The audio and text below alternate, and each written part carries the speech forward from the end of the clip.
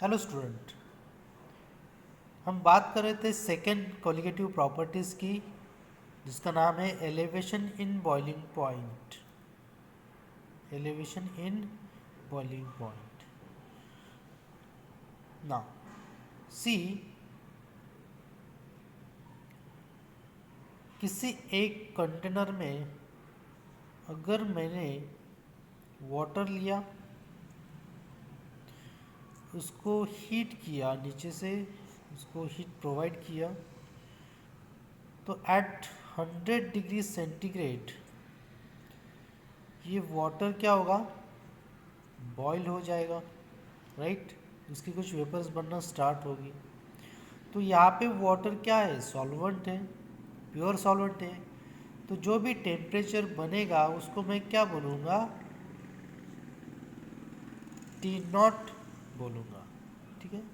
T not, it is a temperature, it is a boiling point of pure solvent, that is the water, ठीक है।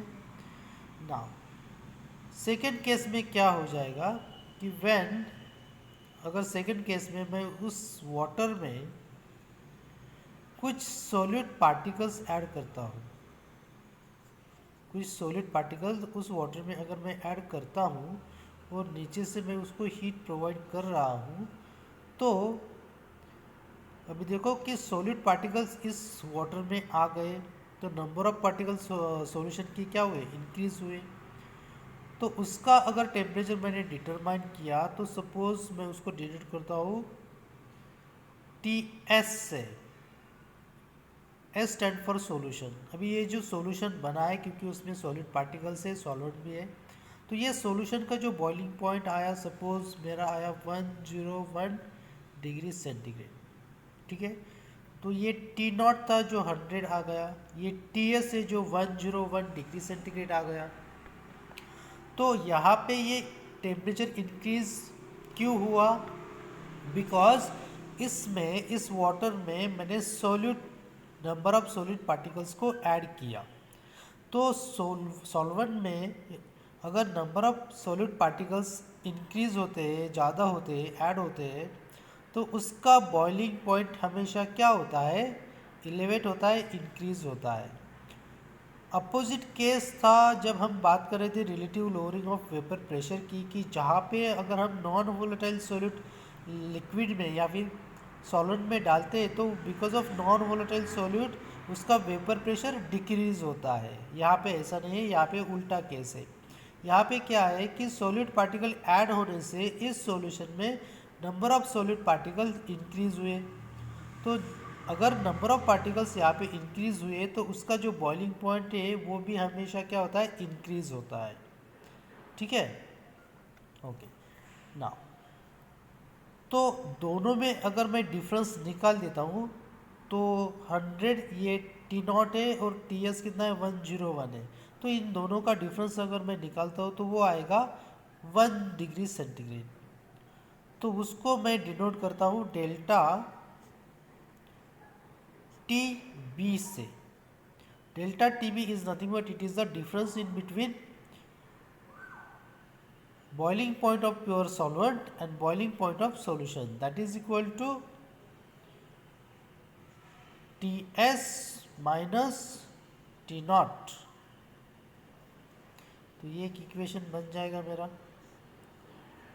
Delta T B is nothing but it is equal to T S minus T naught. अभी इसका difference कितना है, 1 degree आएगा। T S minus T naught करो तो 1 degree increase होगा, तो डिफरेंस आएगा 1 डिग्री। सेम केस, अभी ये डिग्री में है, सेम केस केल्विन के लिए एप्लीकेबल होगा। अगर केल्विन में लेते हैं तो उसका डिफरेंस भी सेम ही आएगा, 1 डिग्री आएगा। कैसे, 100 degree in the sense 273 plus 100 that is 373। यहाँ पे आएगा 374, so 374 minus 373 that is equal to again 1 degree, sorry 1 kelvin. तो केल्विन के लिए और या फिर सेंटीग्रेड के लिए डिफरेंस दोनों का सेम आएगा, ठीक है। ओके, तो यहाँ पे मैंने ये इक्वेशन लिखा, that is delta T B is equal to T S minus T naught, ठीक है। नाउ देखते हैं कि what is the relation between relation between elevation in boiling point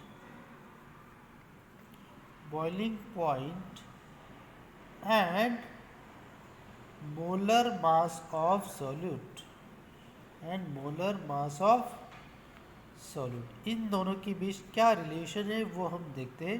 question यहाँ पे ऐसा पूछा जाएगा, derive an relationship in between elevation in boiling point and molar mass of its solute, right. तो देखते हैं क्या वो रिलेशन है। Now we know that elevation in boiling point is directly proportional to the molality. तो यहाँ पे मैं लिखता हूँ कि delta T B is directly proportional to small M. ये हमेशा एम यहाँ पे क्या है, मोलैलिटी है। मोलैलिटी के लिए हम स्मॉल एम यूज़ करते हैं। तो मोलैलिटी और चेंज इन द या फिर एलिवेशन इन बॉइलिंग पॉइंट, ये एक दूसरे के साथ क्या है, directly proportional with each other, right. तो मोलैलिटी मतलब number of moles of solute in solution, right. और इसीलिए एलिवेशन इन बॉइलिंग पॉइंट क्या है, कोलिगेटिव प्रॉपर्टी है। जैसे मैंने पहले बताया कि colligative property number of moles, number of molecules के ऊपर डिपेंड रहती है, ना कि नेचर के ऊपर डिपेंड रहती है। Nature of particles, nature of solute वगैरह उसके ऊपर डिपेंड नहीं रहती। कोलिगेटिव प्रॉपर्टी हमेशा नंबर ऑफ सॉलिड पार्टिकल्स के ऊपर डिपेंड रहती है और इसीलिए उसको कोलिगेटिव प्रॉपर्टी कहा जाता है। यहाँ पे मोलैलिटी मतलब क्या है, नंबर ऑफ मोल से नंबर ऑफ सॉलिड पार्टिकल्स सी है। तो इसलिए मैंने लिखा कि delta T B is directly proportional to the molality.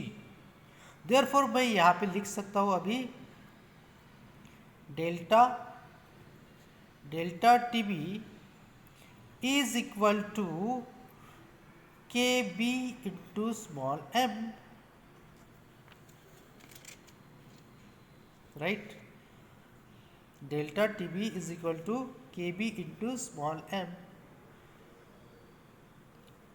whereas this kb is nothing but it is the elevation of boiling point constant, या फिर उसको हम दूसरे नाम से भी बोलते हैं, दैट इज इबिलियोस्कोपिक कांस्टेंट, ठीक है, ebullioscopic constant. And m is nothing but molality. Molality का डेफिनेशन क्या है कि number of moles of solute dissolve in 1 kilogram of solvent. और उसका फॉर्मूला क्या है, मोलैलिटी का फॉर्मूला क्या है, m is equal to molality, that is nothing but it is the mass of solute in kilogram into 1000 divided by mass of solvent in kilogram into molar mass of solute in kg, that is capital M, ठीक है। Therefore small m, that is nothing but m is equal to W2 into 1000 divided by W1 into M2। तो अगर मैं इस m की value को ऊपर दिए गए हुए इस इक्वेशन में डालता हूँ तो मेरा अभी इक्वेशन ये बनेगा कि delta TB is equal to KB into, now M की वैल्यू, मोलैलिटी की वैल्यू क्या है, ये है, तो लिखते हैं हम वो W2 into 1000 divided by W1 into M2। तो ये इक्वेशन मुझे मिलता है, that is the relationship in between the elevation of boiling point and molar mass of solute. अगर आपको बाकी के फैक्टर्स दिए जाएंगे और आपको पूछा जाएगा कि M2 की वैल्यू क्या है, number of mass of solute find out करो, तो वो टाइम पे आपको ये इक्वेशन यूज़ करना है। तो इसको अगर M2 अगर आपको कैलकुलेट करना है तो उसको थोड़ा सा रीअरेंज करते हैं इस इक्वेशन को। तो इक्वेशन रीअरेंज करने के बाद वो इक्वेशन कैसे बनेगा, तो M2 को मैं यहाँ पे लेके जाऊँगा और डेल्टा TB को मैं यहाँ पे लेके आऊँगा। तो मेरा फाइनल इक्वेशन बनता है after rearranging, that is M2 is equal to KB into W2 into 1000 divided by W1 into delta TB। तो ये मेरा फाइनल इक्वेशन आएगा। तो इस फॉर्मूला को याद करके आप M2 फाइंड आउट कर सकते हो। So this equation gives the relationship in between elevation of boiling point and molar mass of solute. यहाँ पे आपके क्वेश्चन का आंसर क्या होता है, ख़त्म होता है। ठीक है, okay, thank you very much.